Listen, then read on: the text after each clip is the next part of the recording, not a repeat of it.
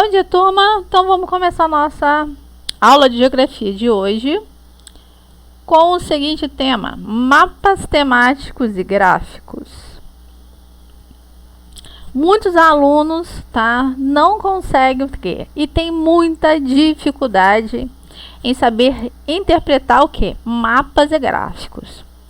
Então a gente vai hoje aprender o quê? A interpretar esses gráficos, tá? Gráfico, ele não é difícil.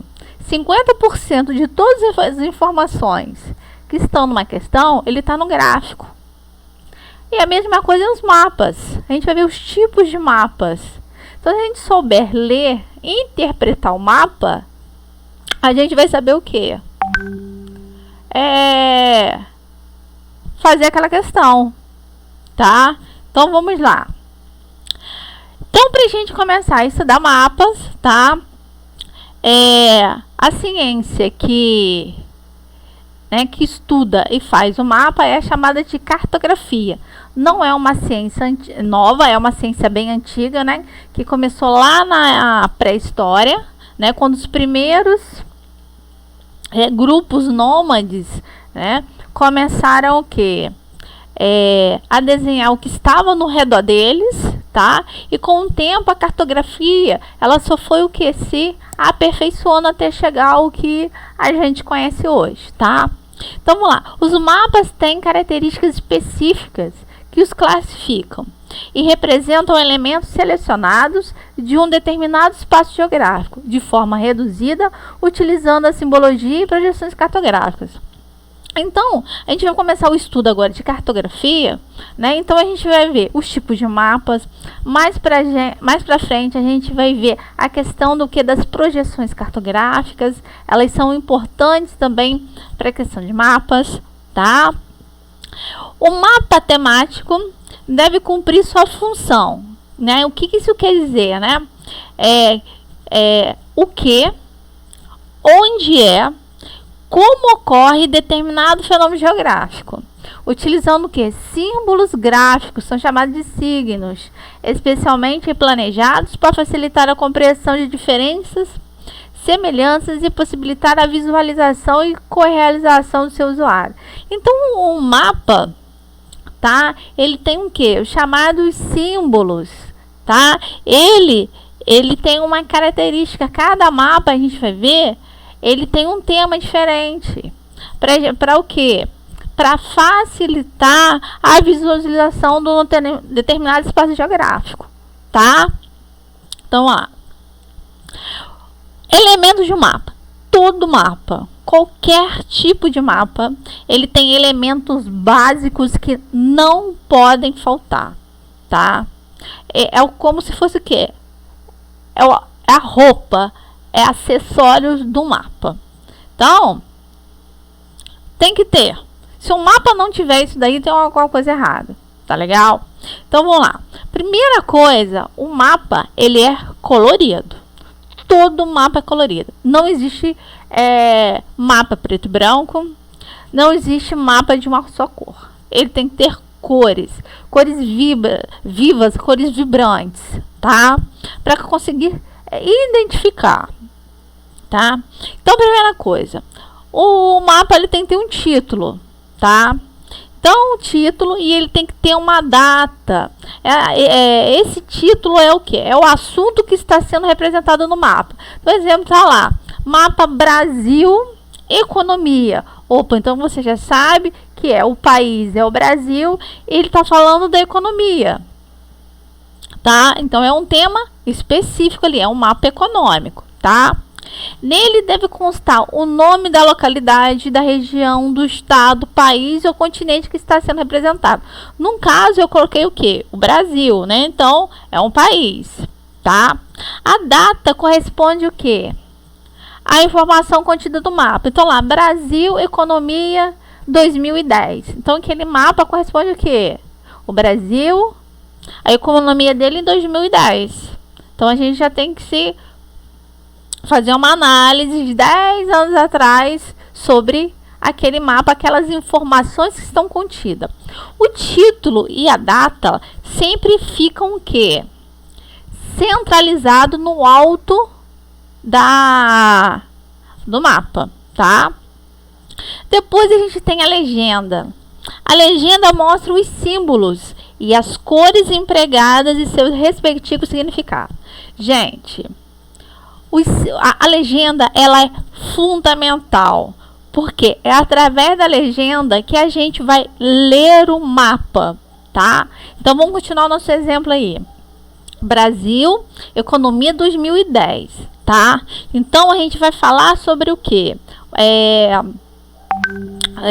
Sobre algum setor da economia, agricultura, tá? Então, a legenda ali, ela tem que ser, agora falou, tem que conter símbolos, tá? E ela tem que ser colorida. E esse colorido tem que corresponder ao quê? Aqueles símbolos que estão no mapa. Então, você vai colocar assim, quais são as áreas aonde a agropecuária, né? Ela teve mais significância, né? Teve um impacto maior na nossa economia em 2010, tá? Então vamos lá. Fonte, outra coisa importante, indica a origem do mapa ou do cartógrafo ou da instituição que elaborou, tá?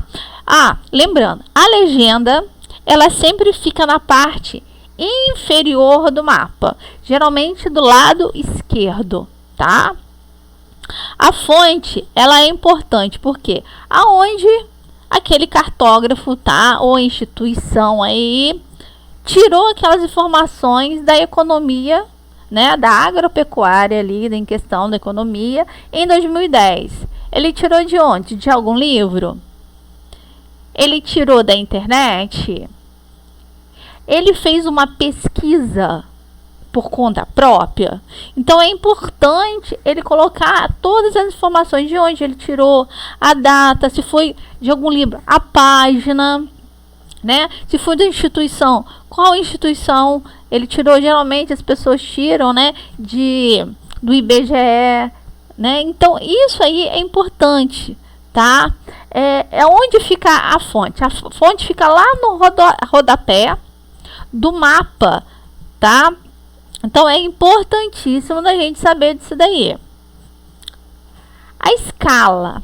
A escala é a relação do quê? Da dimensão real, tá? Com aquela que vai ser representada no mapa. Quantas vezes o mapa vai ser o quê? Diminuído. Então pode ser usada a escala gráfica ou a escala numérica. Isso aí tanto faz, tá? Sempre tem que colocar no mapa, a gente saber quantas vezes aquele mapa ele foi diminuído. Então a escala fica o que? Na parte também inferior, tá? Só que do lado direito. Junto com a escala fica o que? A orientação, que é a rosa dos ventos, tá? Ela serve para guiar no representado que a gente lê e interpreta. Então não precisa, vamos falar assim, tem muitos mapas que tem o que? A rosa dos ventos desenhado bonitinho. Mas igual eu falo com os meus alunos quando eu vou... a gente vai fazer mapa, que eles vão fazer, pode colocar a cruzinha e colocar um N em cima. Já é o que? É uma representação, tá? Então, gente, esses elementos, eles são fundamentais para o mapa, tá? Senão o mapa ele fica aqui totalmente perdido. Ele fica o que? É como se fosse assim, pelado, tá? Então, vamos lá. Então, existe o que? Duas representações na questão de mapa. Existem as representações qualitativas, que o que? Mostram a presença, a localização, a extensão das ocorrências, dos fenômenos, que diferenciam pela sua natureza e tipo, tá? Então, as qualitativas, né? É assim, é quando você vai comparar uma coisa com a outra, tá? São esses tipos de representação, tá? E as representações quantitativas, tá? Evidencia a relação de proporcionalidade entre objetos. Essa relação deve ser transcrita por uma relação visual da mesma natureza. Então, aqui é a questão da quantidade aí. Então, aqui tá falando o quê?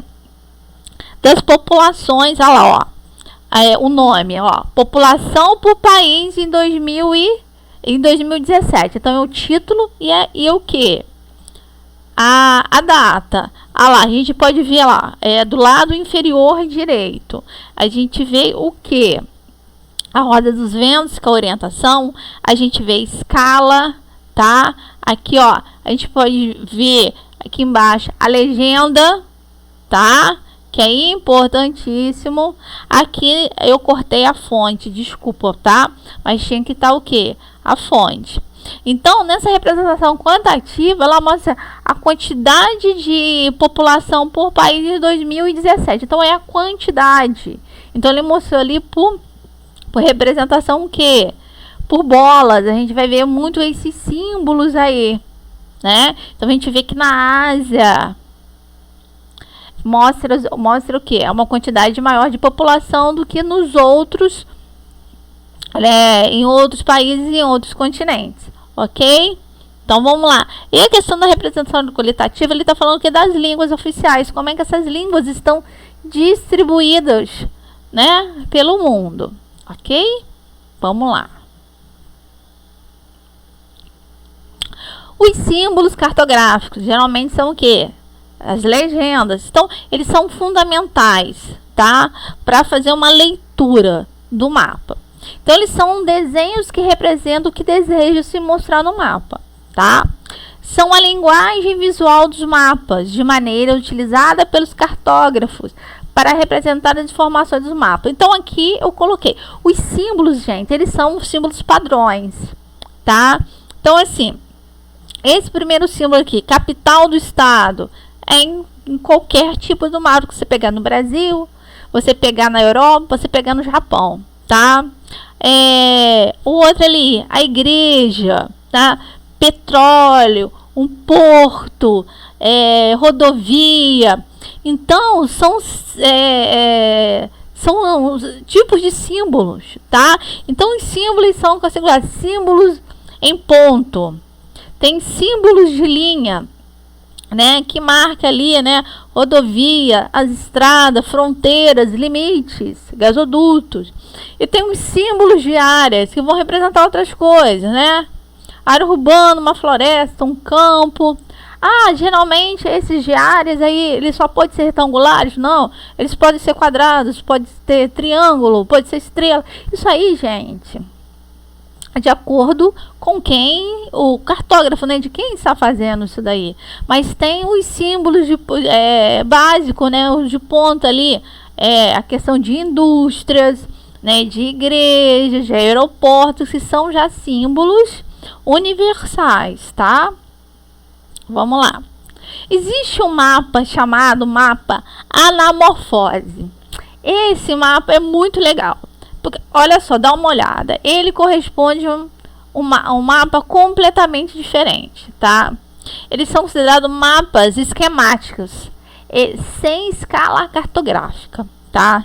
Então, você pode ver que ele não tem fonte, ele não tem nome, ele não tem aí uma data, ele não tem escala, ele não tem orientação, ele não tem legenda. Mas espera aí, e ele tem um formato muito diferenciado, tá?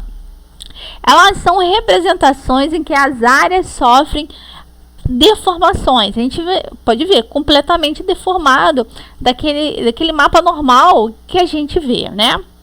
Deformações matematicamente calculadas. Essas deformações, tá? Elas são feitas para mostrar uma coisa pra gente. O quê? Tornando-se diretamente proporcionais a um determinado critério que está sendo considerado. Gente, geralmente, esse mapa anamorfose, ele é utilizado para representar populações, tá? Então, a gente pode ver aí qual é o continente mais populoso do mundo. É esse que aqui, ó, em vermelho aqui, né, ali localizado o continente, né, a parte da Ásia, né? Então a gente pode ver essa questão de o quê? De população. Então sempre o anamorfose, ele vai mostrar a questão populacional, tá? Ele está muito ligado nisso daí. Tá legal, gente? Então vamos continuar. Então a gente vai entrar agora quais são os tipos de mapas que existem, né? Os chamados mapas temáticos, tá? Então a gente tem um mapa hidrográfico que mostra o que? Rios e bacias, tá? De um determinado local. Então nesse mapa aí eu mostrei o que? As principais bacias hidrográficas do Brasil. No segundo aí, mapa é o mapa biogeográfico. Ele é o que? Ele mostra a questão da vegetação, tá? Então o exemplo que eu coloquei foi o que? Os nossos biomas, tá? Os principais biomas que cortam o nosso país. Existe o outro aí, esse mapa, desculpa gente, os dois mapas anteriores, eles estão ligados aonde? Nos mapas físicos, tá? Existem os mapas físicos e os mapas humanos, tá? Então, existe um mapa geomorfológico, tá? Que é o que? Ele representa as características do relevo. Então, planalto, planície, depressão, montanhas, tá? Então, eu mostrei aqui, né, nesse mapa aqui, é uma região, né, do estado da Bahia, a questão do que? Do relevo, ok? Temos também o chamado mapa climático, né, que indica o que? Os tipos de clima de uma determinada região.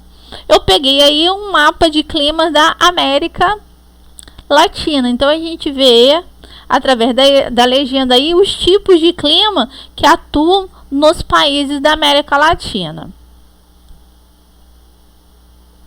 E a gente tem agora os mapas humanos, tá? A gente viu os 4 tipos de mapa físico, a gente vai ver os tipos de mapa humano.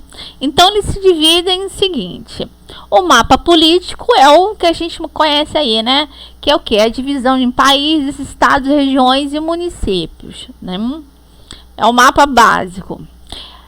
O mapa econômico, que são as atividades produtivas, né, de um determinado local aí, tá? Então ele vai falar sobre indústria, agropecuária, né, todos os setores da economia, extrativismo, né? Então é esse tipo de mapa econômico. A gente tem o mapa demográfico, né, que apresenta a distribuição da população, vai falar sobre o êxodo rural, né? Então são várias as migrações também. Então são vários temas que o mapa demográfico ele vai o que? Nos mostrar. A gente tem um mapa histórico que apresenta as mudanças históricas que ocorrem numa determinada região, né? Em geografia a gente não utiliza muito mapa histórico, tá?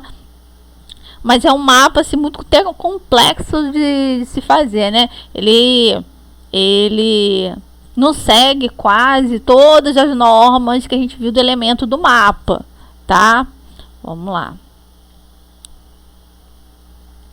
A gente tem também o mapa rodoviário, que é as rodovias e estradas no determinado país, região ou estado, né? Aí eu coloquei aqui o exemplo das nossas principais rodovias e estradas. A gente tem um mapa topográfico, que ele mostra o que? Ele estuda mais o relevo, né? Níveis de altura, a inclinação de rio. A gente vai estudar mais para frente, né? As curvas de níveis. Então, o mapa topográfico, ele é feito para isso aí. Então, eu mostrei 2 tipos de mapa topográfico. Então, quando a gente dá a curva de níveis, a gente vai entender melhor como é que se lê, né, um mapa topográfico, como é que faz o cálculo das curvas de níveis, tá? A gente terminou o mapa, agora a gente vai entrar no gráfico, uma das coisas mais temíveis para os alunos, tá? O gráfico. O gráfico ele estabelece relações entre o quê? Informações da realidade que podem ser quantitativas, tá? Que é expressa em forma de número. Então você vai pegar uma informação e transformar num gráfico. Qualquer tipo de informação, tá? são utilizados para expressar dados estatísticos de forma mais simples, rápida e clara do que tabela. Então, se a gente pegar informações e colocar num gráfico e fazer uma tabela, a tabela é muito mais trabalhosa. Mas o pessoal fala, mas a tabela é mais fácil de ler. Mas o gráfico, ele é mais rápido. De o quê? De você fazer. E se você souber ler aquele gráfico, você vai interpretar ele rapidinho, tá? Então, a gente vai ver os tipos de gráfico e como a gente faz essa interpretação, tá? Vamos lá. Como mapa, o gráfico também tem elementos que não podem faltar nele, tá? Então, vamos lá. Então, o gráfico, ele tem incluído 4 coisas. Título, que é importante, tá? Geralmente possui um título a respeito das informações que será apresentada. Junto com o título também está a data, para a gente saber de onde vem aquelas informações, tá? A fonte, né? Muitos gráficos, sobretudo os de áreas de estatística, apresentam a fonte, né? É onde o que? As informações foram retiradas, tá? Também podem apresentar o ano da publicação da fonte referida. Então, isso também é importante. Ajuda na hora da leitura, tá? Você já saber o título e a fonte, tá? Você já começa a fazer uma correlação dali, tá? Uma outra coisa. Todo gráfico tem que ter número, tá? Esses são essenciais para comparar as informações dadas pelos gráficos. A maior parte deles utilizam números, seja para indicar quantidade ou tempo, mês, ano, trimestre, tá? Tem gráfico que apresenta letras, sim, mas os números são melhores para a gente fazer a comparação, tá legal? E outra coisa, gráfico tem que ser colorido também, tá? E a legenda. Grande parte dos gráficos apresentam legendas que auxiliam na leitura das informações apresentadas. Junto a ela, cores que destacam diferentes informações. Dados ou períodos são utilizados. Olha só. Então, o gráfico, gente, ele tem que ser colorido, tem que ter cores vivas, cores fortes, para a gente fazer uma comparação. O gráfico, quando ele é preto e branco, a informação não fica bem clara, tá? Então, vamos lá. Então, existe o quê? Vários tipos de gráfico. Então, primeiro gráfico, o gráfico cartesiano, a gente utiliza muito em matemática, utiliza muito na geografia, utiliza muito na física, utiliza na química, e a gente utiliza também na geografia, muito. A geografia utiliza muito gráfico, gente, principalmente a geografia humana, tá? Então, vamos lá. Nesse gráfico são utilizadas duas variáveis, o eixo x, né, o x, e o eixo que? Y, né? Então, é o cruzamento desses dois eixos, né?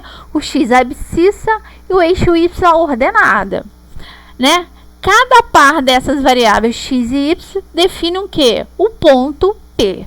Então, aqui nesse gráfico aqui, né, um exemplo que eu coloquei, olha lá. Primeiro, o título dele: históricos de meta para inflação no Brasil em porcentagem. Ali não tem uma data, tá? Mas se a gente for lá na fonte, lá embaixo, a fonte que é Banco Central, não tá a data, tá? Mas tá falando assim, meta alterada durante o ano. Aí a gente vê que ano seria esse aí, ó. Desde 1990, que é o ponto 0, que é o que? A ordenada, até 2014, tá? Agora o eixo X, que é a abscissa, né? Tá lá o que? Que vai de 0 a 15. É a questão da inflação. Então tá aí os índices de inflação, que é o eixo X, e o eixo Y é o que? São os anos, tá? Aí, o que ele fez? A legenda, né? Ele colocou a legenda lá em cima.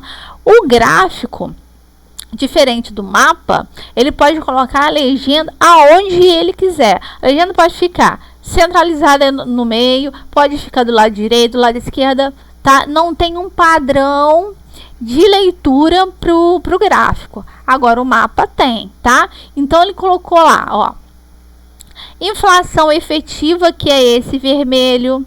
Limite máximo da inflação, que é o picadinho. Que é o centro, aí tem a meta, que é o verde. E o limite mínimo. Então, aí tem o quê? 4, tá? É diferenciado aí por cores e diferenciado por desenhozinhos, o que? A questão da inflação. Então, através desse gráfico aqui, a gente vê que no ano, só para a gente dar um exemplo aqui, no ano de 2002, a inflação, que foi a inflação mais alta, foi o quê? 12,53, né? Que é a inflação efetiva. E que a mais baixa foi o quê? Em 2016. Então, a gente já pode fazer essa comparação aí, né? Então, o que acontece? Lá em 2002, qual foi a meta para a inflação? Que seria ali, cadê? 2002, né? Que seria 5,25, só que foi a mais. E no 2016, que foi ali 4,5, foi menos. Então, a gente compara, tá? O gráfico cartesiano, a gente faz essa comparação de informações que está aí. Então, de repente, chegar lá numa pergunta, falar assim, qual foi o índice maior de inflação? A gente já sabe. Qual foi o índice menor? Tá? Qual foi a meta menor? Qual foi a meta maior? Então, pra gente o que? Comparar, fazer essa comparação, tá legal? O próximo gráfico é chamado o quê? Gráfico de barras, ou também chamada de gráfico de colunas. Então, a mesma informação, tá? Que eu posso utilizar no gráfico de cartesiano, eu posso utilizar onde? Nesse gráfico de barra. O gráfico de barra, né? Eles são usados para comparar quantidade ou demonstrar valores pontuais de um determinado período. Tá legal? E eles podem ser de duas maneiras. A mesma informação, você pode colocar ele tanto na vertical quanto na horizontal, tá? Então, eu que não consegui essa informação, tá? Eu tive que colocar 2 temas diferentes. Mas eu poderia o quê? Pegar essa informação, número de alunos de uma escola por série, e colocar ela na horizontal, ia ficar a mesma coisa. Então, a gente vê aqui, ó, tem o vertical, né? A gente vê aí os anos, né? Que vai de 2008 até 2018, né? São 10 anos aí praticamente. E a gente vê a quantidade de alunos, né? Que vai de 0 a 35, que é a média de turma aí. E a gente vê a legenda colorida aí, alunos do quê? Do 7º, que é em azul, do 8º em laranja e em amarelo, 9º ano. Então, a gente vê o número de alunos numa determinada escola, como é que está variando. Então, a própria escola, através desses dados, ele pode até o quê? Se organizar, ver a questão da evasão, a questão da repetência, quantos alunos foram aprovados. Então, pode tirar vários dados, o quê? Através desse gráfico. Aí, no outro horizontal, ali está a questão de turista no Brasil, né? Aí tá ali, vários países, né? Uruguai, Peru, Argentina, Venezuela, Colômbia, Bolívia, Paraguai e Chile.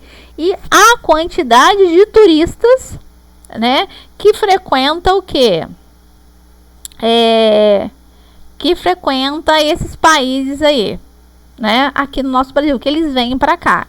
Então, a gente pode ver que a Colômbia é o país que mais o que visita o nosso país, né? E qual que menos visita aí? Vamos lá. O Paraguai. É o Paraguai? Não. O Uruguai. Será por quê, né? O Paraguai faz fronteira, o Uruguai faz fronteira com a gente. Então, sempre tá ali. Agora, a Colômbia tá mais distante, apesar de fazer fronteira. Então, a gente pode o quê? tirar várias informações aqui, tá? Um outro gráfico chamado gráfico de setores, também conhecido como gráfico de pizza, né? Porque ele tem formado uma pizza redonda e é cheio de cortados, né? Como se fosse pizza, né? Várias fatias da pizza, né? Os diferentes valores são representados por partes ou fatias de um círculo e são proporcionais ao total do fenômeno apresentado. Então, esse total é o que? 100%, tá? A soma de todos os valores representa o que? 100% e corresponde ao círculo inteiro 360 graus. Então, para você fazer um gráfico, né, de setores de pizza, você tem que pegar o que? Fazer a regra de 3, o 100% de um todo, tá? Então, aqui foi feito o que? Preferências por modalidades esportivas. Então, ali 40%, né? Foi o que? Eles optaram por futebol. Depois temos 30% vôlei. Temos o que? 15% basquete em vermelho, 10% natação e 5% com outros esportes. Então, pegou-se o que? Uma quantidade de um todo. Vamos imaginar uma pesquisa feita numa escola que tem 100 alunos, né? E perguntou para eles, né, qual era o esporte deles favorito, a preferência de modalidade esportiva. E a partir disso daí foi feito o quê? Esse gráfico de pizza, ok? E por último, a gente vai fechar com um gráfico, tá? Chamado climograma. O climograma é um gráfico também que muito aluno, quando cai em questões, ele fica desesperado porque ele não sabe interpretar. E o climograma, ele é muito fácil, ele é essencial para questões de clima, tá? Muitas questões mostram o que? O climograma, e você tem o que? Falar qual clima que é aquele, e o aluno não sabe, tá? Então, a gente vai fazer a leitura passo a passo, como é que faz a leitura desse tipo de gráfico. Então, vamos lá. O climograma é uma ferramenta clássica de representação do clima, que permite uma compreensão mais fácil do perfil climático de uma determinada região. Através do climograma, pode-se representar graficamente as variações de temperatura e precipitação, que é a chuva, durante um determinado período de tempo, geralmente de um ano.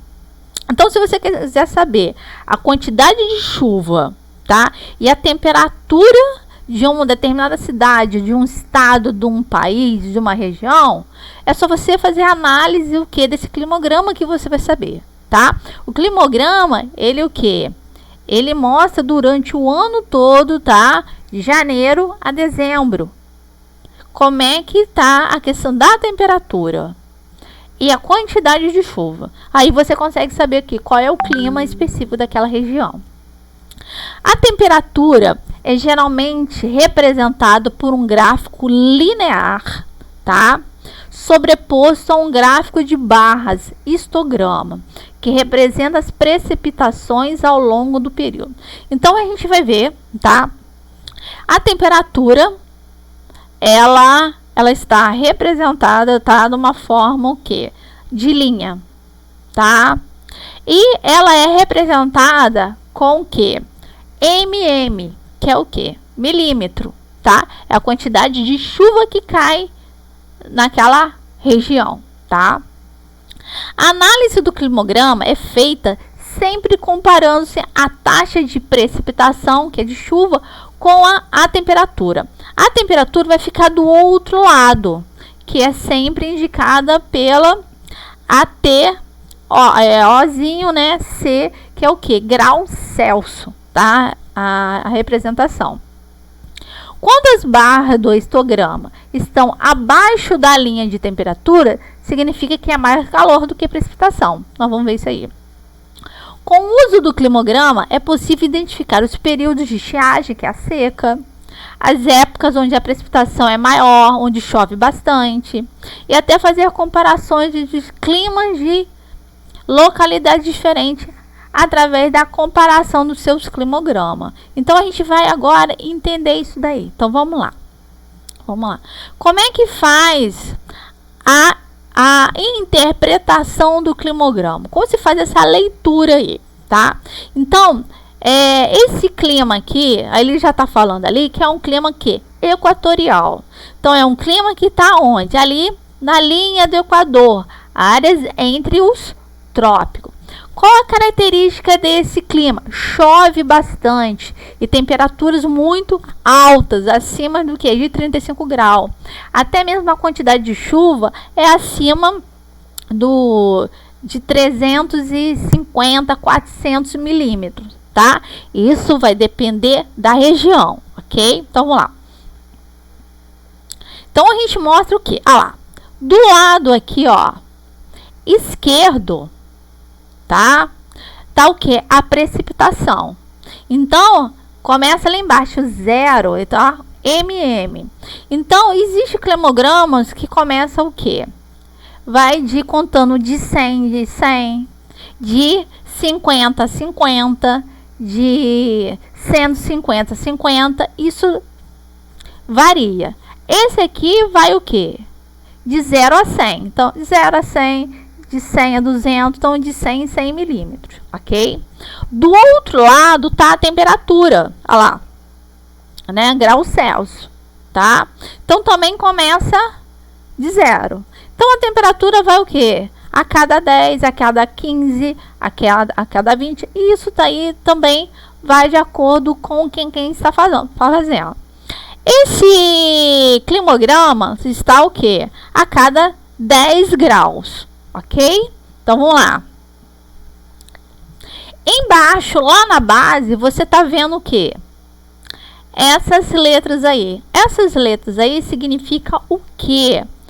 Todos os meses do ano. Então, janeiro, fevereiro, março, abril, maio, junho, julho, agosto, setembro, outubro, novembro, dezembro. É importante ter os 12 meses do ano. Para a gente ter o quê? A noção da variação de temperatura e a questão também da precipitação, ok?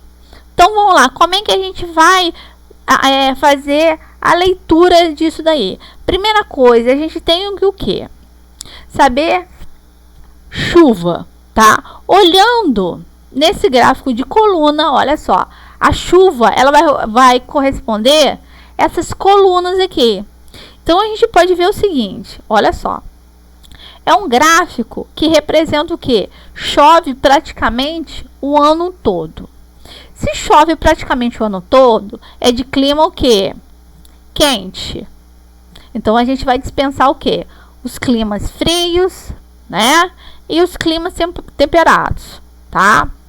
Então, a maior incidência são nos quais meses que chove mais? Janeiro e novembro, dezembro aí. Então, opa. Então, isso quer dizer que é a época o quê? Do verão, tá? Aí tá, a gente viu a quantidade de chuva ali, que varia mais ou menos o quê? De 280 a 300, pode chegar até mais, né? E a gente vê que durante o ano todo, ela é constante, fica em 200 e 200 mais 230, 250, tá? Então, a chuva, ela é constante, ela não abaixa por menos de 100, tá? Então, a gente vai para a temperatura agora. Vamos fazer a análise da temperatura. A temperatura é essa que está marcado aqui de vermelho, tá? É essa curvinha. É o que? É uma variação de temperatura. Então, a gente pode ver o seguinte, que a temperatura, né? Ela nos meses, né? Ali do verão, ela é muito mais alta que na época do inverno. E qual é a constante dela? Mais de 30 graus, né? Ela fica ali em torno de 25 a 27, 28 graus durante o ano. Mas na época que a chuva tá maior, tá? Que as temperaturas estão As temperaturas ficam o quê? Muito mais elevadas. Então a gente pode deduzir o seguinte: ou é um gráfico tropical, ou é um gráfico de o quê? De clima equatorial. Aí a gente tem que saber quais as características do clima o quê? Equatorial e quais as características do clima o quê? Tropical. Então, a característica do clima o quê? Equatorial. Praticamente o quê? Temperaturas elevadas durante o ano todo e o que? Chuvas constantes durante o ano todo. Aí você vai lá, pum, matou a questão, ok? Então, gente, climograma não é difícil, tá? Só você o que? Tá atento nessas informações aí, ok? Então, a nossa aula de gráficos, né, e de mapas temáticos, ela se encerra por aqui, ok? Então, aguardo vocês na nossa próxima aula.